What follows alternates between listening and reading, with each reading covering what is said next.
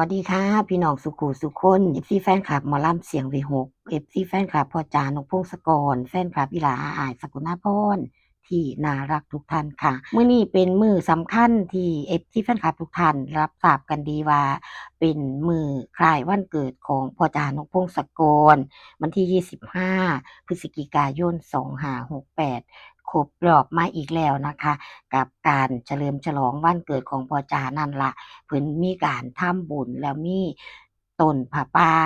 ต้นเงินนั่นล่ะพี่น้องหลายๆท่าน FC แฟนคลับทั่วสารทิศร่วมโฮมสาธุบุญนำว่าไปแล้วพ่อจานกพงศกรนี่มี FC แฟนคลับฮักมากมายเลยเนาะพี่น้องบ่ว่าสิเป็น FC ทางไกลหรือทางไกล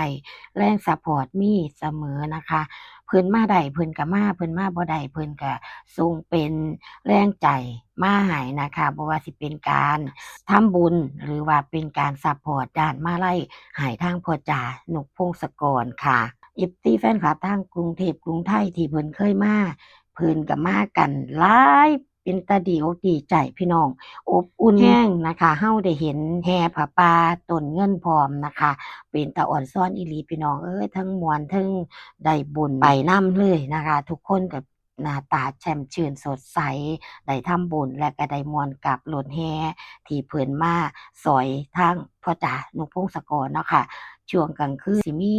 คอนเสิร์ตเหมยเพ็ญนภาก็สิแจมกันไปเทิงพ่อจ๋าลูกจ๋านั่นล่ะนะคะร่วมสร้างความม่วนซื่นให้พี่น้องได้ฉลองวันคล้ายวันเกิดของพ่อจ๋านกพงศกรทุกคนก็ร่วมแจมร่วมจอยคือเก่านั่นล่ะทางพ่อจ๋านกพงศกรเองเพิ่นได้โพสต์ออกมานะคะเพิ่นบอกว่า 32 ปี ขอบคุณทุกความหักความห่วงใยทุกแรงซัปพอร์ตเพื่อทุกการเติบโตของผมคนนี้ ขอบคุณจากหัวใจครับผม หลังจากที่พ่อจานพงศกรได้โพสต์ออกมาเอฟซีแฟนคลับเขามาอวยพรวันเกิดกันอย่างมากมายขอให้ลูกชายมีสุขภาพแข็งแรงรวยๆครับนะคะหลายคอมเมนต์ที่ได้ ออกมาแสดงความคิดเห็นหรือว่ามาอวยพรวันเกิดให้พ่อจ๋านกพงศกรนะคะนอกจาก FC แฟนคลับสิเข้ามาอวยพรวันเกิดพ่อจ๋านกพงศกรใต้โพสต์แล้วนะคะอีหลาอาอายเพิ่นได้โพสต์ออกมาคือกันใส่สติกเกอร์รูปหัวใจสีชมพูแฮปปีเบิร์ธเดย์พ่อจ๋าคนเก่งของหนูขอให้พ่อจ๋าสุขภาพแข็งแรงร่ำรวยมีความสุขมากๆนะคะ ไม่ว่าจะทุกข์หรือจะสุขหนูก็จะอยู่เคียงข้างพ่อเสมอขอให้พ่อหมดหนี้หมดสินไม่เจ็บไม่ป่วยขอให้พ่ออายุยืนยาวหนูขอโทษที่บางครั้งทำให้พ่อเสียใจหนูจะไม่ทิ้งพ่อไปไหนไม่ว่าจะอยู่ในสถานการณ์ไหนหรือลำบากแค่ไหนก็จะสู้ไปกับพ่อจ๋านะคะรักพ่อจ๋านะคะคนเก่งของหนู ป๊าดพี่น้องคุณแม่ได้อ่านแล้วซาบซึ้งประทับใจแรงกับคำอวยพรและก็คำเว้าคำมั่นสัญญาที่อีหลาอาอ้ายให้กับพ่อจ๋าอ้อนช้อนบ่พี่น้องขอให้อีหลารู้จักความเป็นเด็กดีตลอดไปเนาะเป็นกำลังใจให้พ่อจ๋านกพงศกรคิดว่าพ่อจ๋านกพงศกรน่ะคงสิปลื้มใจดีใจอย่างแรงเลยแม่นบ่พี่น้องลูกสาวอวยพรแบบนี้แล้วก็เว้าแบบนี้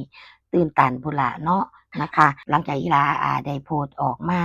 พร้อมกับใส่รูปภาพเป็นตาฮักของพ่อจ๋าลูกจ๋าตามที่แฟนคลับได้เห็นเนาะค่ะพ่อจ๋านกพงศกรเข้ามาคอมเมนต์นะคะบอกว่าพ่อฮักอีหลาที่สุดนะลูกคนเก่งของพ่อและก็สติกเกอร์หัวใจสีแดงป๊าดเป็นตาสะอ่อนเนาะพี่น้องหลังจากนั้นอีหลาอายก็ตอบคอมเมนต์พ่อเนาะค่ะว่า รักพ่อที่สุดในโลกเลยค่ะอ่อนซ่อนบ่พี่น้องอ่อนซ่อนหลายเนาะ FC แฟนคลับก็เข้ามาแสดงความคิดเห็นกัน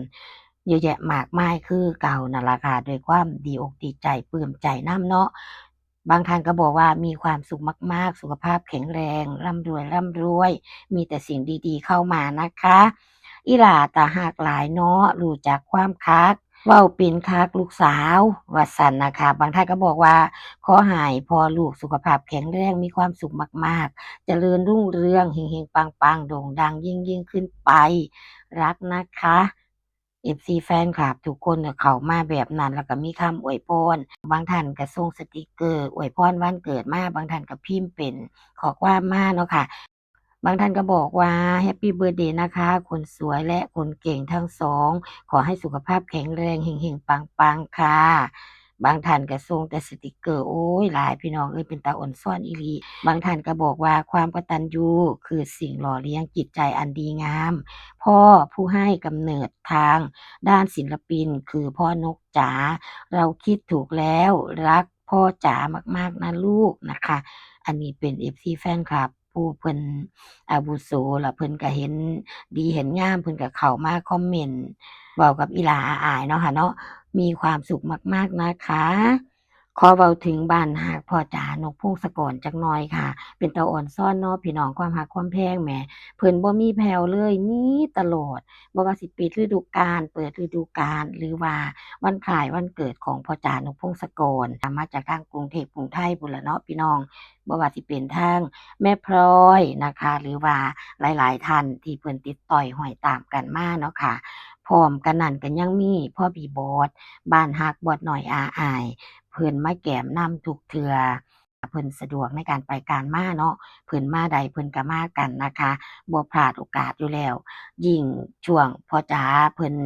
ฉลองวันคล้ายวันเกิดเนี่ยเพิ่นสิมีทำบุญนำเพิ่นถือโอกาสมาร่วมทำบุญนำกันพร้อมนะคะมาแห่ผ้าป่าได้บุญได้กุศลไปนำกันถ้าชาติหน้ามีจริงเนี่ย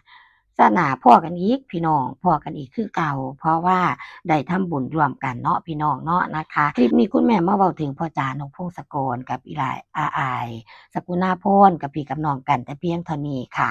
ขอให้ทุกท่านมีความสุขและที่สำคัญเลยนี่เป็นวันคล้ายวันเกิดของพ่อจ๋านกพงศกร